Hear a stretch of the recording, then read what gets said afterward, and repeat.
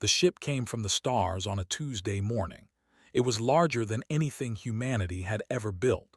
The vessel blocked out the sun over New York City and cast a shadow that stretched for miles.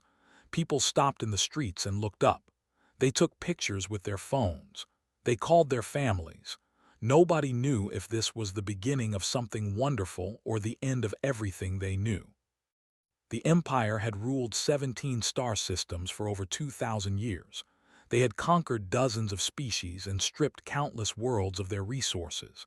Their civilization was ancient and powerful and utterly without mercy. Ambassador stood on the bridge of his ship and looked down at the blue planet below. He had done this many times before. He knew exactly how this would go. The United Nations assembled in emergency session. World leaders crowded into the Great Hall and waited for the alien ambassador to speak. Appeared on a massive screen. He was tall and reptilian with scales the color of dark bronze. His eyes were yellow and cold, and they seemed to look at each human individually. He spoke in perfect English. They had been watching Earth for decades. They had learned the languages and studied the cultures. They knew everything about humanity except the one thing that mattered most. Explain the situation in simple terms. The Empire needed a mineral called crystalline titanium. Their technology depended on it. Their ships and weapons and power systems all required this rare substance. Earth possessed the largest deposits in the known galaxy. This was not a request. This was an offer. Humanity could surrender 60% of their mineral wealth. In exchange, they would provide protection from other hostile species in the galaxy. Earth would become a client state of the Empire. Life would continue mostly as before. The alternative was conquest. The fleet would arrive and take what they needed. Human civilization would not survive the process. They had 30 days to decide. Commander Lucy Grant watched the broadcast from the lunar base. She was 42 years old with short gray hair and eyes that had seen too much war. She had served in the Mars colony uprising 10 years ago. She knew what occupation looked like. She knew how conquering forces treated the people they conquered. They were offering slavery dressed up in diplomatic language. She contacted Admiral Pete immediately. He was the highest-ranking military officer on Earth, and he had been her mentor for 20 years. Pete was 71 now, and his hands shook when he held his coffee cup. But his mind was sharp and his voice was steady. They both knew the truth. Earth could not win a direct war against the human technology was centuries behind. Their weapons would be useless against shields. Their ships were slow and fragile compared to the Imperial fleet. If humanity chose to fight in the traditional way, they would lose everything. But Lucy had learned something in the Mars uprising. Superior firepower did not always win wars. Sometimes the side with less technology and fewer soldiers could outlast a stronger enemy. Sometimes the will to keep fighting mattered more than the weapons you carried. Meanwhile, in the Nevada desert, a young mining engineer named Danny Cole made a discovery that would change everything. Danny was 28 years old with dark hair and calloused hands. He had worked in the mines since he was 18. He knew these tunnels better than anyone alive. The geological surveys said the crystalline titanium deposits extended about 3 miles below the surface. They had based their calculations on these surveys. They believed they knew exactly how much mineral wealth Earth possessed. Danny found a hidden cavern that went much deeper. The crystalline titanium deposits extended for at least 15 miles, maybe more. Earth was not just valuable. Earth was irreplaceable. If they knew the true extent of these deposits, they would never leave. They would strip the planet down to its core. Danny told no one about his discovery. He sealed the cavern entrance and marked it on a private map. He did not know yet how this information would matter. He only knew that secrets were weapons, and this was a secret worth keeping. The world governments argued for days. Some leaders wanted to negotiate. They believed cooperation was the only path to survival. Others wanted to fight even though they knew the odds were impossible. A few suggested surrendering completely and hopping for mercy. Lucy watched the debates with growing frustration. These politicians did not understand what they were facing. They had conquered dozens of species before humanity. None of those species remained free. Some no longer existed at all. Negotiation would only delay the inevitable. Surrender would mean extinction. She began reaching out to others who shared her concerns. Old soldiers from the Mars campaign, scientists who understood alien technology, engineers who could build weapons from scraps, pilots who were not afraid to die. A resistance was forming before the occupation even began.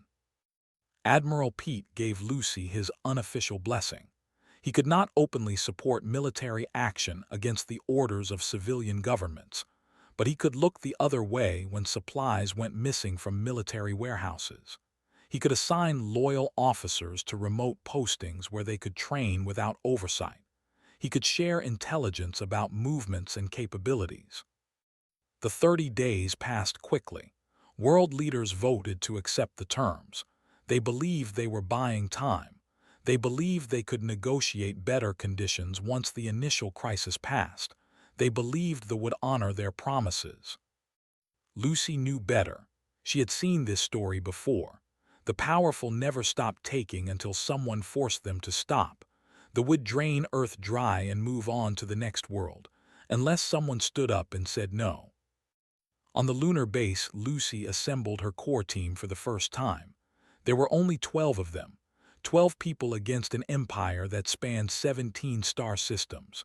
The odds were laughable. But Lucy remembered something her grandmother once told her. Every fire starts with a single spark. Every avalanche begins with a single stone. Every revolution starts with a single voice willing to speak the truth. She looked at her small team and spoke the words that would echo across the galaxy in the years to come. We do not surrender. We do not kneel. We are human and we will fight until there is nothing left to fight with, and then we will fight some more. The Empire wanted Earth's resources. They were about to learn the true cost of taking them. They landed their extraction teams within a week of the agreement. They came down in massive transports that burned circles into the ground where they touched. They set up operations on every continent. They brought soldiers dressed as security forces and scientists dressed as advisors. The occupation had begun even though no one called it that. Danny Cole watched them arrive at the Nevada mining complex. There were 50 of them at first, then 100, then 300. They walked through the facility like they owned it because they did now. They looked at the human workers with cold, yellow eyes and saw nothing but tools to be used. The new overseers changed everything. Safety protocols that had protected miners for decades were thrown away. Production quotas tripled overnight. They did not care about human lives. They cared about crystalline titanium and nothing else. Danny kept his secret about the deeper deposits. He worked alongside his fellow miners and watched and waited. He learned which were cruel for pleasure and which were simply following orders. He memorized patrol schedules and security codes. He did not know when this information would be useful. He only knew that knowledge was survival. The first accident happened 3 weeks into the occupation. A tunnel collapsed because they refused to install proper support beams. 12 miners died in the darkness beneath the earth. Danny knew 7 of them by name. He had shared meals with them and laughed at their jokes and listened to their dreams. The commander looked at the casualty report and shrugged. He ordered more workers brought in from the nearest city. The dead were not worth mentioning. The quota remained unchanged. Something broke inside Danny that day, something that would never heal. He started talking quietly to other miners. He started listening for whispers of resistance. He was not alone in his anger. Commander Lucy Grant operated from the shadows. The lunar base was too exposed for secret operations, so she established a hidden headquarters in an abandoned military bunker beneath the Rocky Mountains. The facility had been built during the Cold War and forgotten by everyone except a few old soldiers who remembered the old fears. Captain Tony became her second in command. Tony was 35 years old with quick hands and a quicker mind. He had served under Lucy during the Mars uprising, and she trusted him with her life. He ran supply lines from hidden caches around the globe. Weapons and food and medicine moved through underground networks that the never suspected existed. Dr. Helen Park joined the resistance after they killed her research team. She was a who had spent her career studying alien life forms.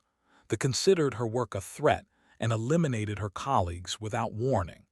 Helen escaped only because she was visiting family when the soldiers came. Now she studied the enemy instead of alien ecosystems. She examined captured technology and searched for weaknesses. She interviewed prisoners and analyzed their biology. She was building a picture of the empire that no human had ever assembled before. What she discovered gave the resistance its first real hope. They had conquered many species over the centuries. Each conquest followed the same pattern. The Imperial fleet would arrive and demonstrate overwhelming force. The target civilization would resist briefly and then surrender. The occupation would proceed smoothly because the conquered species accepted their defeat. No species had ever kept fighting after the initial surrender. The concept of guerrilla warfare did not exist in military doctrine. They had never faced an enemy that refused to stay beaten. They had never encountered a species that would die rather than submit. Humans were different. Human history was filled with stories of resistance against impossible odds, occupied peoples who fought for generations, small groups who brought down empires, ordinary individuals who chose death over slavery. They had studied human technology and human resources. They had not studied human stubbornness. Lucy used this knowledge to plan her strategy. The resistance would not try to defeat them in open battle. They would make the occupation expensive. They would break equipment and disrupt supply lines. They would make the bleed slowly until the cost of staying became greater than the value of leaving. Small acts of sabotage began across the globe. Mining equipment failed at critical moments. Transport vehicles broke down on remote roads. Communication relays developed mysterious faults. Nothing dramatic enough to provoke massive retaliation, just enough to slow down production and frustrate the overseers. Ambassador grew impatient as the weeks passed. The extraction quotas were not being met. His reports to the High Council showed declining efficiency and rising costs. He demanded explanations from his subordinates and received only excuses. He requested additional troops from the Empire. The request was. The High Council reminded him that Earth was supposed to be a simple operation, a compliant population and abundant resources. The Empire had other priorities and could not spare soldiers for a world that should already be under control. Did not understand what was happening. He had conquered 9 worlds before Earth. Each one had submitted quickly and completely. The humans had signed the agreement. Their governments had accepted authority. Why were there still problems? He increased security patrols. He executed a few suspected troublemakers as an example. He tightened restrictions on human movement and communication. None of it helped. The sabotage continued and even increased. In the Nevada mines, Danny Cole watched and learned and waited.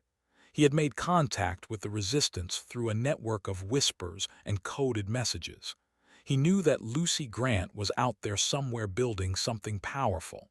He knew that his moment would come. The thought they were harvesting a planet.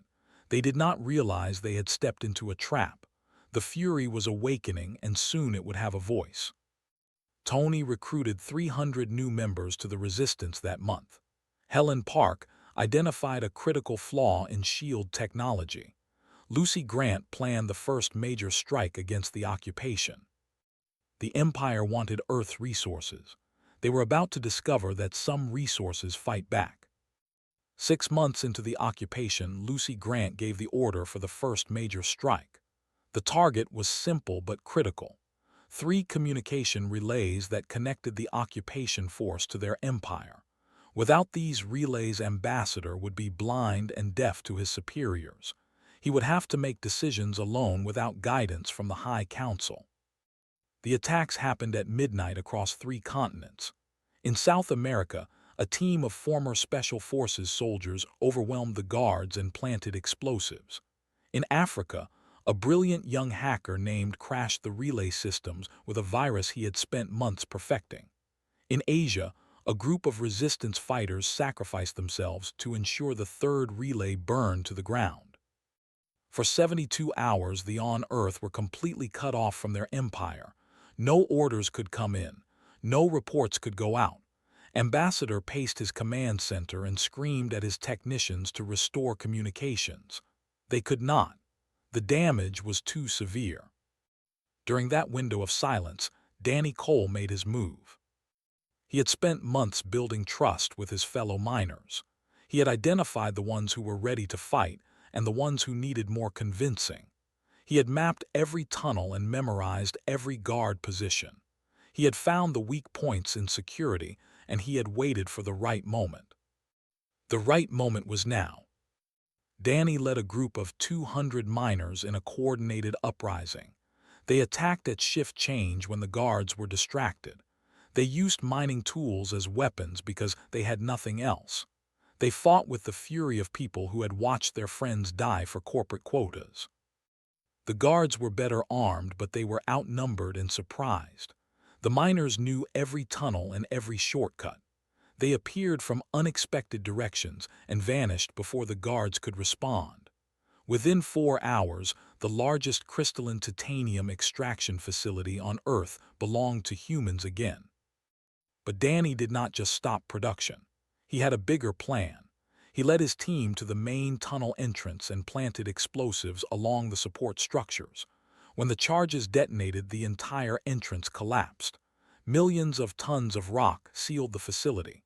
The crystalline titanium that the wanted so badly was now buried under a mountain of debris.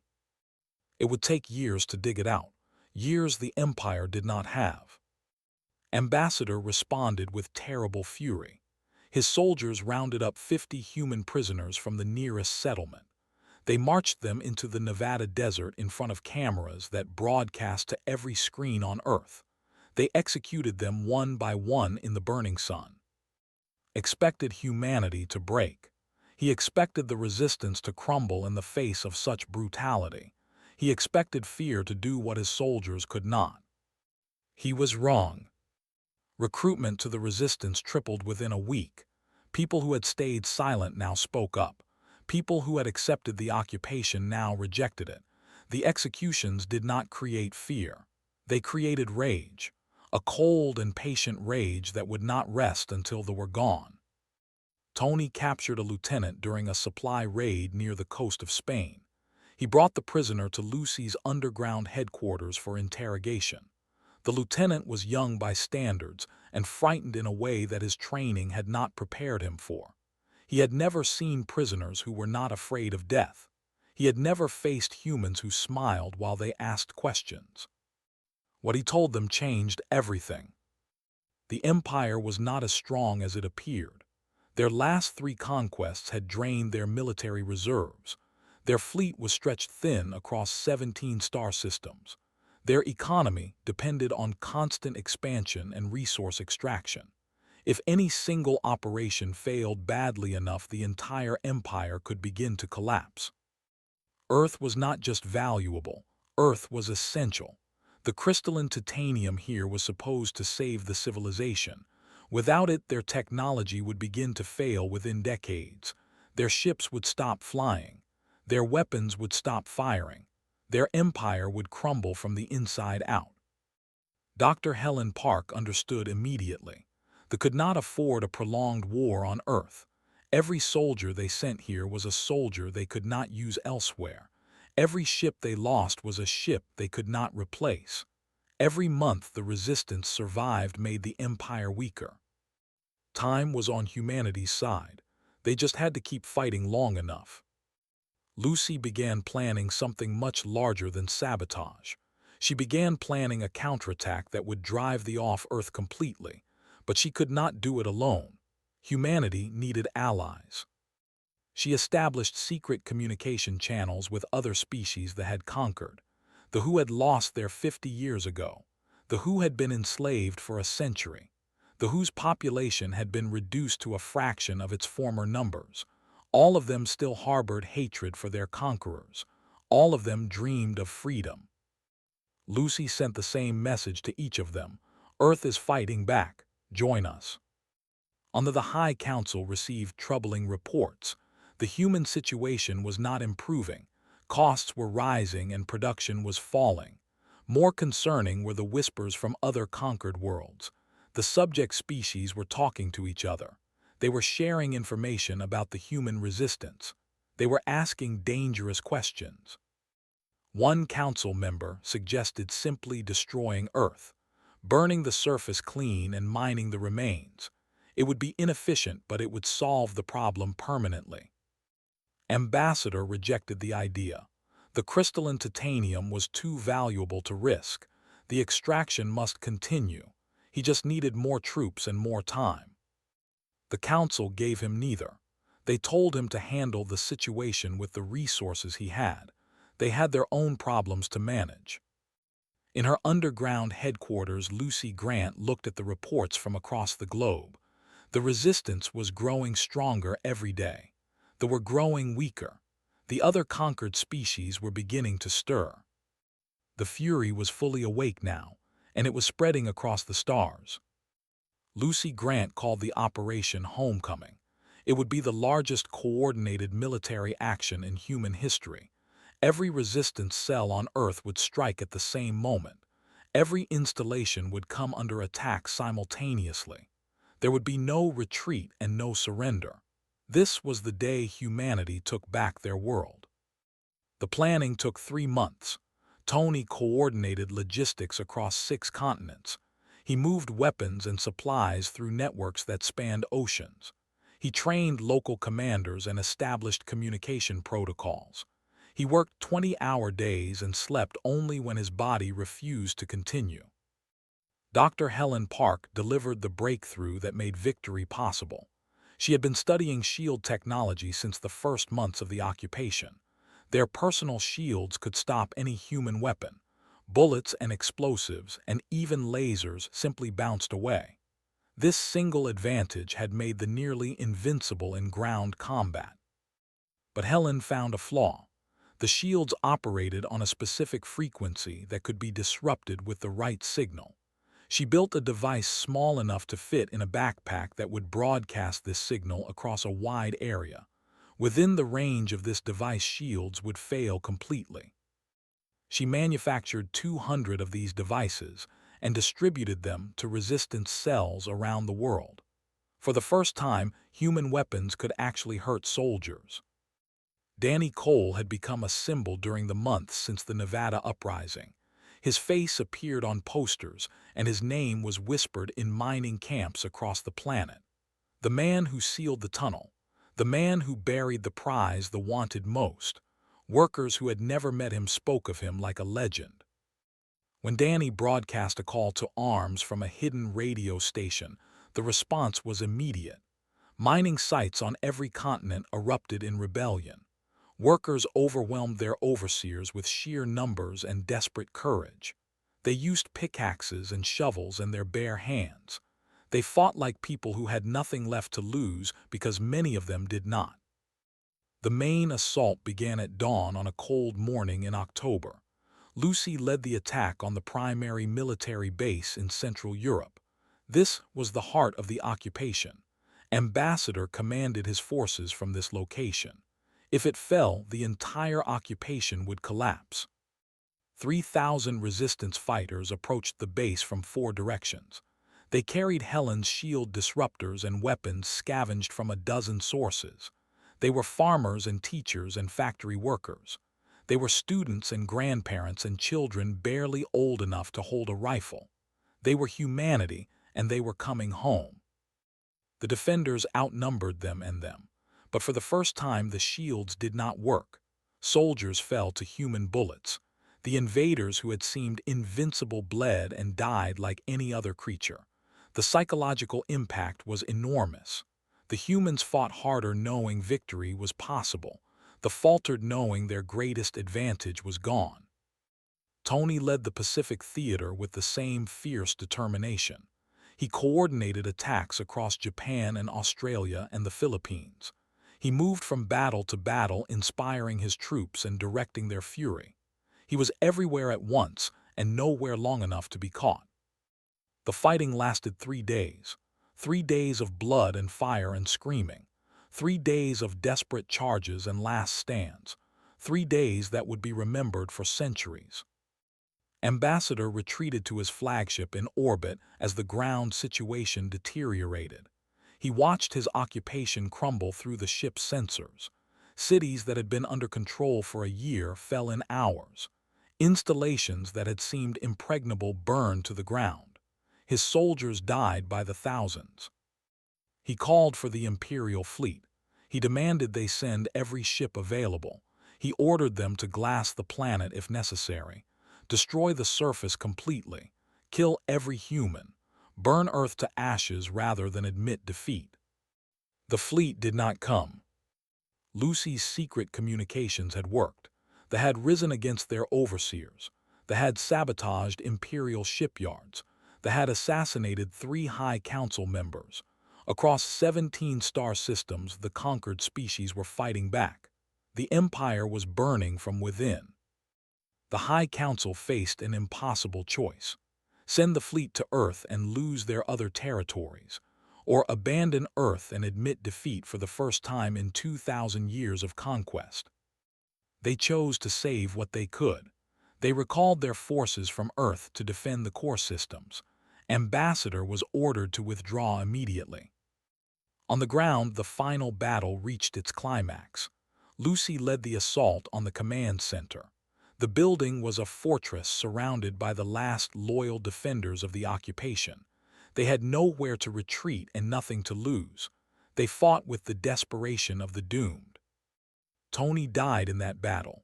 He led a charge against a fortified position to buy time for the main force. A plasma blast caught him in the chest. He fell with a smile on his face and his weapon still firing. Lucy saw him go down but could not stop. The mission was more important than grief. She would mourn later. First, she had to win. The resistance breached the walls as the sun began to set. They poured into the command center and overwhelmed the remaining defenders. Room by room and floor by floor, they fought their way to the heart of the occupation. When Lucy reached the command room, she found it empty. Ambassador had fled to his ship. The screens showed his flagship breaking orbit and heading for deep space. He was running home to an empire that was falling apart. Lucy stood at the window and watched the ship disappear into the stars. Behind her, the resistance fighters began to cheer. The sound spread through the building and across the base and into the surrounding city. People who had hidden for a year came out into the streets. They embraced each other and wept and laughed. By dawn, the flag no longer flew over any human city. The occupation was over. Earth was free. But Lucy did not celebrate. She thought of Tony and the thousands of others who had died for this moment. She thought of the battles still to come. They would return someday. Other empires would look at Earth and see resources worth taking. Humanity had won this war. They would need to prepare for the next one. Ambassador stood in the ruins of what had been his command center. His guards had been disarmed. His soldiers had surrendered or fled. His empire's presence on Earth had been reduced to a single diplomatic shuttle waiting to carry him away in disgrace. Lucy Grant faced him across the debris of war. She was exhausted and wounded and covered in the dust of battle. She had not slept in 3 days. She had lost friends and soldiers and the man who had been like a brother to her. But she had won. She offered a choice, the same choice he had given humanity 1 year ago. Leave peacefully. Return to your empire and tell the High Council what happened here. Tell them that Earth is not a resource to be harvested. Tell them that humanity does not surrender. Tell them that we do not forget and we do not forgive easily. Tell them to never come back." Stared at her with those cold, yellow eyes. He had conquered 9 worlds before Earth. He had broken species that were older than human civilization. He had never failed before. He did not understand how this had happened. He asked why she did not simply kill him. His death would send a stronger message. His execution would be vengeance for all the humans they had murdered. She had every right and every reason to end his life. Lucy's answer would become famous across the galaxy in the years that followed. It would be translated into 1,000 alien languages. It would be studied by philosophers and feared by tyrants. It would define humanity's place among the stars. Because we are not like you, we do not destroy what we can change. Boarded his shuttle and left Earth forever. He returned to an empire that was crumbling. The rebellions that Earth had inspired spread across every conquered world. Species that had been silent for generations found their voices. The military was stretched beyond breaking, trying to hold together what remained. The empire that had ruled 17 star systems began a slow and irreversible decline. Within 50 years, they would control only their and a handful of colonies. Within a century, they would be just another species among many. Historians would study their fall for generations and trace it all back to one planet that refused to submit. Earth had changed everything. Danny Cole returned to the Nevada mines after the war. The tunnels were still sealed beneath millions of tons of rock. It would take years to dig them out and begin extraction again. But this time, the mining would be done by humans for human benefit. The crystalline titanium that had drawn the wood become the foundation of Earth's first interstellar fleet. Danny never sought fame or power. He returned to the work he had always done. He trained new miners and improved safety protocols and made sure no one died for the sake of quotas. When people called him a hero, he shook his head and pointed to the graves of those who had not survived. They were the heroes. He had just done what needed to be done. Dr. Helen Park founded a new institute dedicated to understanding alien species. Her work during the war had given humanity knowledge that no other species possessed. She used that knowledge not for conquest but for cooperation. She believed that the galaxy did not need another empire. It needed bridges between worlds. Her institute trained the first human diplomats to travel among the stars. They learned alien languages and customs and philosophies. They negotiated treaties and trade agreements and mutual defense pacts. They proved that humanity could be trusted, not because humans were weak, but because they chose peace when peace was possible. The species that Earth had helped free during the war formed a loose alliance. The and dozens of others joined together. They called themselves the Free Worlds Coalition. Earth became an unlikely leader not through force but through example.